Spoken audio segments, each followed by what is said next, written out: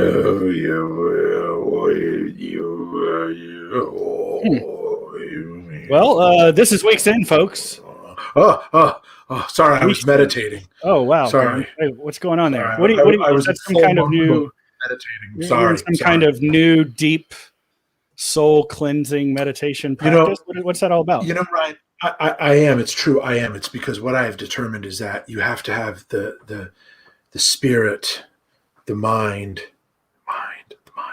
and the body in sync to really get out of this pandemic funk that we've all been in. And by the way, Ryan, I don't know if you've caught it, but Yeah, I've done an incredibly insightful new exercise series. I really. call them micro tips, and Micro they're tips. I just made that up, and they're available on Twitter. So whenever I take a walk now, I do one of these videos. Really helpful exercise stuff, folks. I want you to know I've put a ton of time into researching these things and really giving you helpful tips. So if you get a chance, all you have to do is search by my username at Graeme Knows with the hashtag exercise, and you can pick out my exercise micro tips. And I want your feedback. Let me know. I mean, if there's something that you want me to dive into, let me know. But if you are exercising, as in Or an right now, exerciser. Yeah. or if you're an exercise sore, or if you're an exercise B, meaning you want to get into it, I don't think that's really a word, then you're going to want to check out these tips. Would you like an example of one? Go for it. So we all know that you have to stay hydrated when you're exercising. And yet, if it's Friday, we also want to be drunk, right? So what I have found is that if you actually hydrate with martinis while you're exercising, some people mix it up with other things, but I would avoid beer or wine. Just stick with like moonshine or just like martinis, right? Mm. There's a bonus to this. The bonus is science and fun. The science bonus is, of course, the fact that the alcohol, as you're exercising, cleans out your bloodstream. It's kind of like Drano.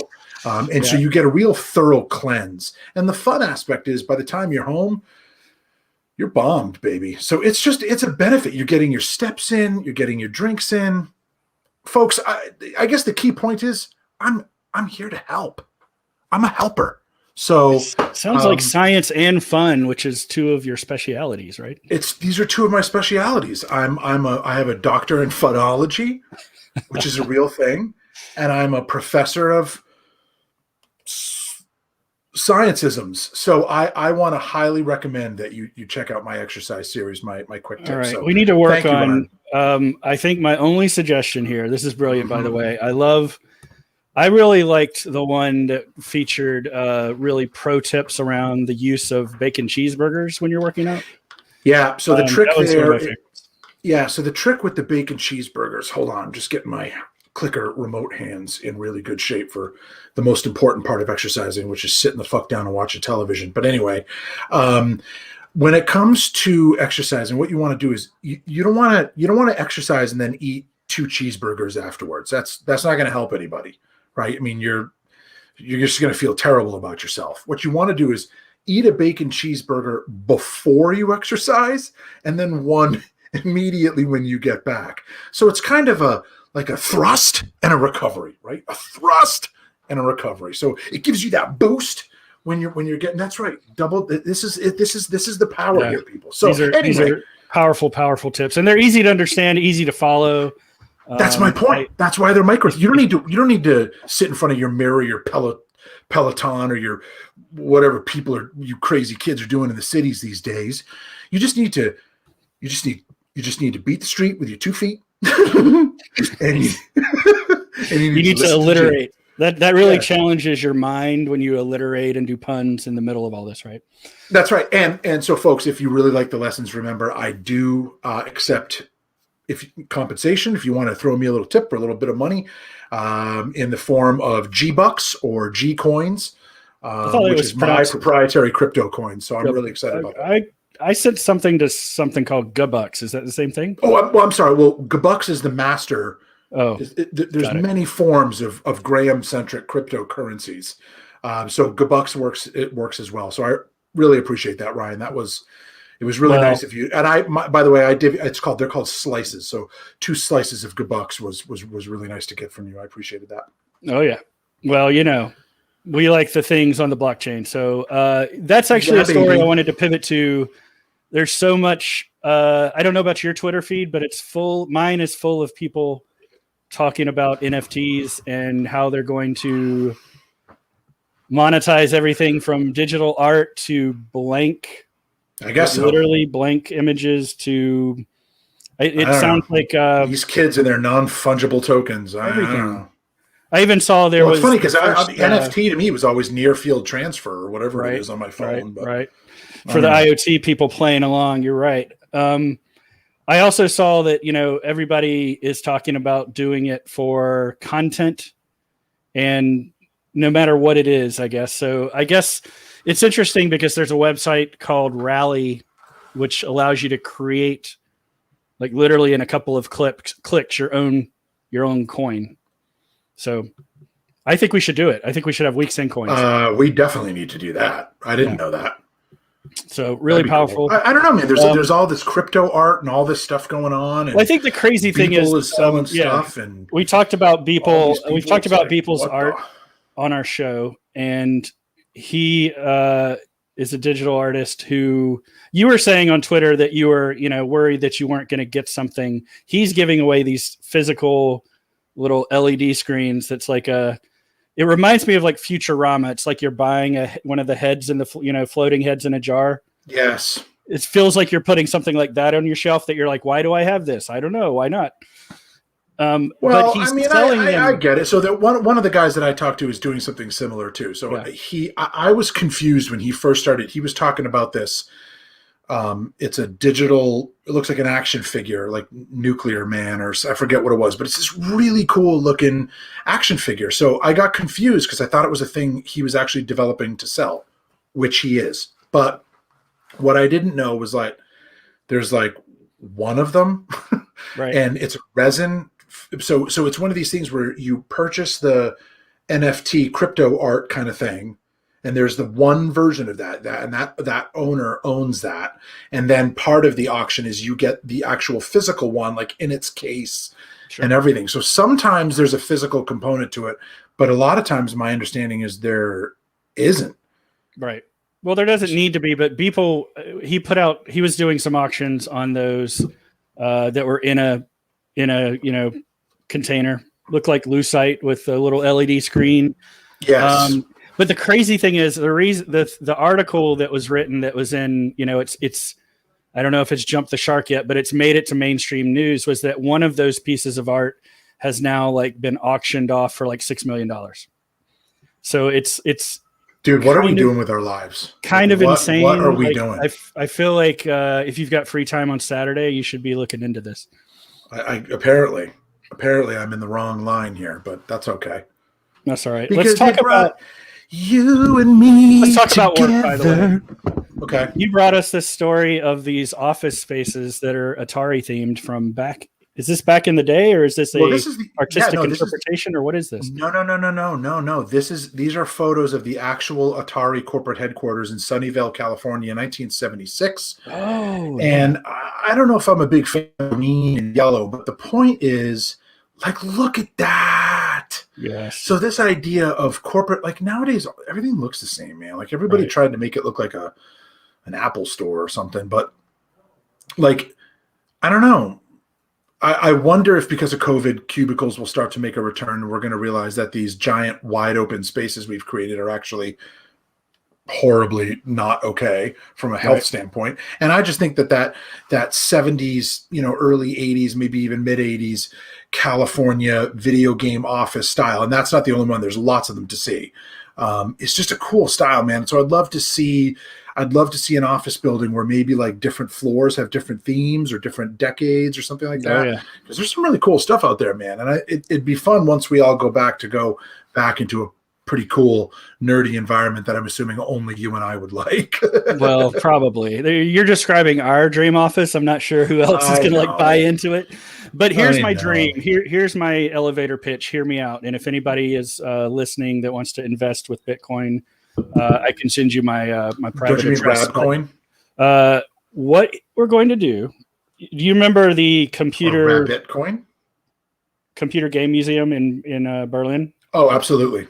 So amazing. my dream was you take and extrapolate. They had like different areas that were like different eras. Those become the floor. So every decade or something is a different floor of this office building. It'd be so cool. And I'm talking beyond just like the names of the conference rooms. Well, right. Dude. You would have interactive activations, as we call them in the biz, right? Where you could, that could be where cool. You sort of have your free time, challenge your coworker to a duel, a tournament. Yep. A shootout. Game of Pong. You've seen whatever those. You're going to do. The physical Pong tables that Atari came out with, the big Pong tables. That's so cool. Heck yeah. Heck yeah. I think we got to make that happen. That could be a co-working space. Let's do it. Yep. All right. I got a real next story here, and I don't know why. I think the next story we wanted to talk about is we're sort of pitching all these ideas. We just need money, folks. The next one is something that I feel like you want to do in the film side of the house, right? So I don't know. I was thinking about how, Tron, right? And all the different iterations that there have been. I mean, obviously there's the 2 films, but there was also, what was the name of the cartoon? I watched some of it. The animated series, it was pretty cool. But for those of you who are a fan of the original film, you may recognize these little guys who make a very, very, very brief appearance when our heroes are in the Solar Sailor moving out across the grid trying to escape Sark and the MCP. Anyway, so these are the grid bugs, which were never really explained, but I thought it would be kind of funny if Disney Plus did a series called A Grid Bug's Life, where maybe we see like a totally different side of Tron, and maybe there's all these little sentient beings and animals that live on the grid, and so that's it. That's my pitch. That's all I got for you, buddy.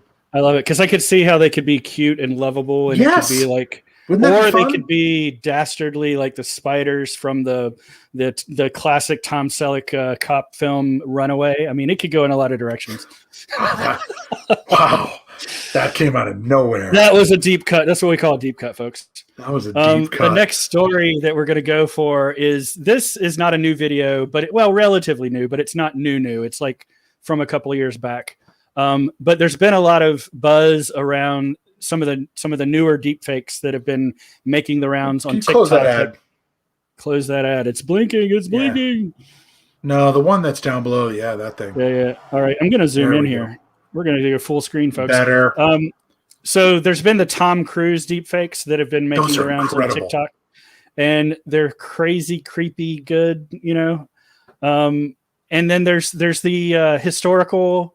There's some app that you can that a lot of folks have been MyHeritage. changing. I use those. I did some work on myheritage.com, right? And my World War II pictures. I used MyHeritage. That stuff's really cool. Which those are kind of gee whiz cool, but this video really takes the cake for me because it's goofy, but the guy that plays Neo, the guy that plays the boss that's pictured here for Mr. Smith, it's really, really done good. It's like done incredibly well. It's like a 15-minute short film, and it's hilarious. But here's my question for you, Graeme, and for the audience is, this seems to be at that point where we are starting to get to this place of not knowing, where it could be used in interesting ways that are definitely going to be tricky to manage, right? Like it's true. Tricky to identify if it's real or not. So my question is, like, we always think about marketing because of our day jobs. When does this become something where like you can have a virtual influencer that's actually not just a robotic avatar? It feels like a real person doing something in a virtual space that is convincing, right? So, Ryan, that's a great question. I don't think we're that far off from that. I mean, I do a lot with digital events, and part of what I get to do, is I get to see all the different options that are out there. I don't think we're that far from that, but I want to caution the tens of people that are watching this, because the Tom Cruise deepfake is a good example. And MyHeritage is a good example, but the Tom Cruise one, for example, required one of the leading visual effects artists in Hollywood, combined with one of the world's best Tom Cruise impersonator, believe it or not, that's a thing, followed by a painstaking process where they had to go through frame by frame and clean it up. So anybody who thinks that these things turn around really easily, they don't. So it's not like... Right. Joe Schmo is going to be able to get his hands on this and be able to start deep faking. Now, that being said, that's now, right? So obviously the technology is rapidly coming into hand, and that's where the MyHeritage example comes in. So I did some work on my grandfather's photos, some of the guys I researched in World War II to kind of bring them to life for some of the families, and it worked, but it's like a little wonky, it's a little messy. Yeah. But the point is we're not there yet, but we will get there. And what I wonder is a couple of things. Is it going to make it so that people can disavow things that they know damn well they created? So you've got a video of some garbage politician saying something awful. Are they just going to be like, sorry, that's a deep fake. That's not me. And how will we ever know? And then what happens when someone does something that creates a lot of damage and it is a deep fake? And the flip side of that is that it gets identified, flagged, and removed as a deep fake, but the damage is done. Yeah. Well, and that's the whole point. That's the problem with social media right now. I would say we're already at that inflection point with just regular social media. So I think in order to keep that from like going to the next crazy level of like mass hysteria events or more, deep conspiracy type of stuff, right? Here's my proposal. We're going to have to like bring the world of what we were talking about with NFTs and blockchain together with content for that purpose. So it's, that shouldn't just be used for monetization purposes. It could be used to verify that you are like who you say you are, or that your content, how do you trust the content? It should be through that mechanism somehow. Yeah, I totally agree. So these platforms, well, moderation is already failed, right? Like moderation on Facebook and it doesn't scale. So there's going to have to be a technology answer to the technology problem that we've created for ourselves. So anyhow, interesting. I wanted to show this really. I just watched this over and over again, so I'm going to hit watch again. Oh my God! So good. This guy. I just want to like watch this. Like I've watched it probably 10 times just yesterday alone. It's really funny. If you have not seen this video, you could follow either one of us folks and we'll be happy to give you the link. But it's just this guy singing about how potatoes can control cell phones. Look, I realize how ridiculous it sounds, but you have to see this. And then he goes down this whole rabbit hole of Tim Cook is actually a potato. I mean, you have to see it. It's when he's pitching, like when the potato is pitching and the guy's like, I don't think you understand the limited demographic for this market. It's like, it really cracks me up. Well, the other thing I'll tell you is I like that shirt. Now, I don't want it in brown, orange, and yellow, but, there are some color not that shirt, the other one. But I even like with the 70s font there. I don't know, dude. This whole thing cracked me up. Losing my voice. Now I can't hear Ryan. I can see Ryan's moving. I put myself on mute to sneeze and I didn't come back. All right. I think this is, I'm feeling a scratch in my throat too. I think it's, how many WebExes would you say, or Zooms, or just today? FaceTime. I was on like, let's tally it up for the whole week. What would you say? 60. 60. Man. No, not that many. No way. I don't know. I don't have my calendar up. I have to go look. Maybe. But it's got to be. I'd say we're I'm easily in the 45 to 50 range. Yeah, I mean it's like 10 a day, easily. Can we talk about space? I love talking about space. This is a favorite talk of ours, folks. This is this is what we call in the biz an asteroid, and apparently the Hubble picked up these. First of all, every picture I see like this, and the picture that we were going to talk about an image last week and we forgot. There was an image, some really great imagery of Jupiter that was making the rounds about a week ago. But these images that are coming from space now, it's just mind blowing. It reminds me of, do you remember you and I were at a conference? Wait a second. Are you telling me this is a photograph? I thought so. That can't be a photograph. Hubble telescope captures rare metal. Scroll down a little bit. It says NASA JPL Cal. That's got to be an artist's rendition. There's no way that's all right. We're gonna check into that for you, folks. But still, they caught it, dude. But still, yeah, getting, man. I mean, we're now getting images like this level of clarity from the surface of Mars. We're getting it from the satellites that are flying past Jupiter at the, like the images that we saw. What I was going to say is the conference we had a couple years ago where Kevin Ashton used it as a example of like where we started with looking at Pluto, and it was like a blurry blob. And now it's like as clear of a picture as this. You want to see an incredible picture. Hey, I just put in the chat. Opens your brain to this weird possibility that all this stuff is really more real than you could imagine before, right?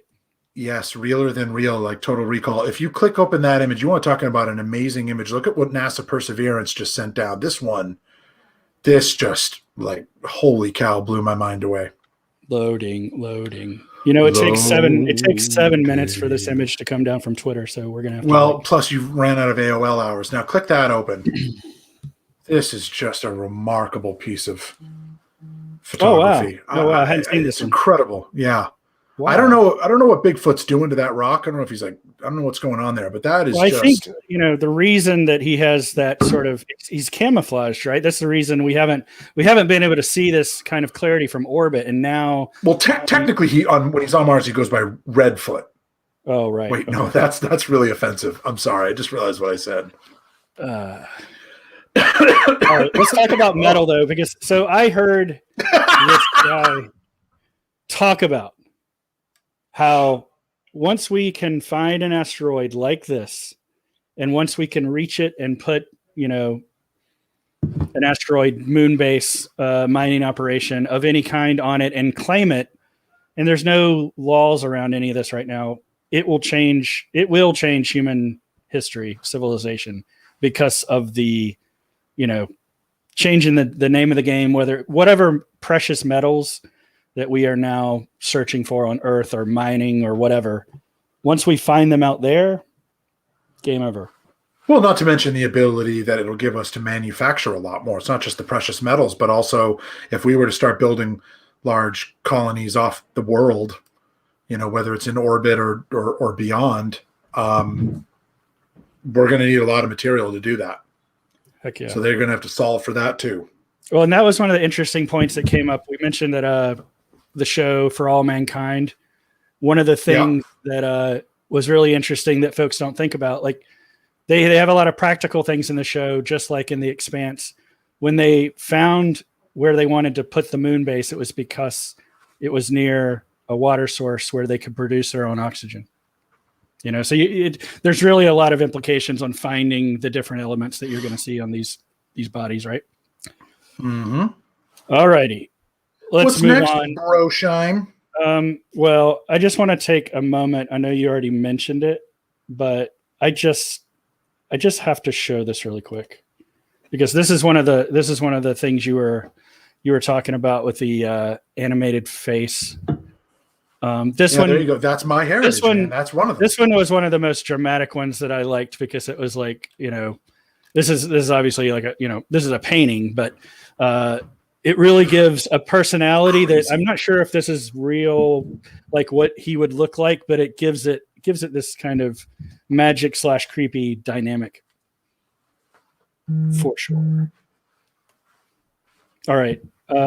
I want to go to Mountain Time and talk about Seaboard Time or whatever else. I think you have a TED Talk prepared for this. Is that right? I do have a bit of a TED Talk. So, man, Eastern Time, Eastern Daylight Time, Eastern Standard Time, whatever it is, it's all boring. And I think when I watch the news and I see people, connecting from Mountain Time, I'm like, well, I want a cool name like Mountain Time. Sounds like mountain climb, right? So I was thinking we're the Eastern Seaboard. Maybe we could be Seaboard Time. I know that there was discussion at one point about having us be Atlantic Time because we wanted to get rid of daylight savings or something. But I don't know, man. I'm just I'm just bored. But you know what they'll happen. And they'll abbreviate it to thoughts. APL time, and then we're alt time, or what? It'll be weird. No, I see where your head. I like where your head's at, though. All right, but I got what I'm saying, man. Yeah, I see what you're saying. I just think we need to workshop the language. That's all. I would agree with that because it reminds me of a cool name, man. Singing like a sea shanty kind of thing. I like that. See. All right, so I think I mentioned, this Alien Next Door children's book on a previous show. You did. In space, no one can hear you clean, and it's the xenomorph. Oh God, that's funny. You probably would like this one. It's the xenomorph with the with Ripley's cat. Look what I got, folks. It's the alien. He's checking his cell phone. It's the xenomorph. He's checking his cell phone, and he's not walking the cat. He's walking the facehugger, and he's doing his business out there on the side. I love how he's got a phone. Right. Well, what was the name of the cat? Jonesy, right? Jonesy. I love it.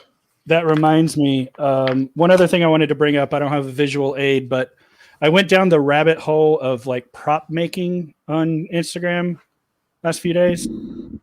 There's this guy who works for a studio called Ironhead.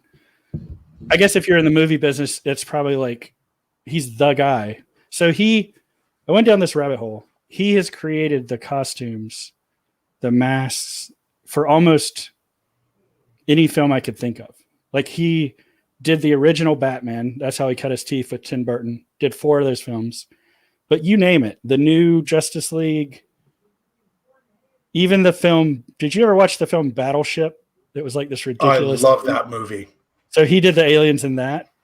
I fully admit that that's one of those movies. If it's on TV, I'm going to watch it, especially the AC/DC scene at the end where they get the. Well, it's like the old guys on the old Battleship. They're like kicking it analog, and yes, it's awesome. So good.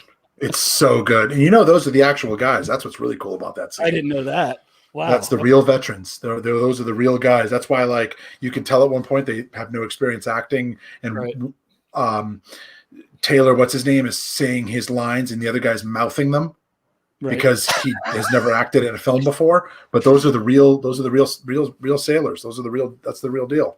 But this guy, Ironhead Studios. So let me just write it. Like, so do you remember? Did you ever see where Conan O'Brien? He likes to go to Comic-Con and host a show at Comic-Con. He did his own superhero suit where it was like his hair, like ridiculous. No, I'll have to look for that.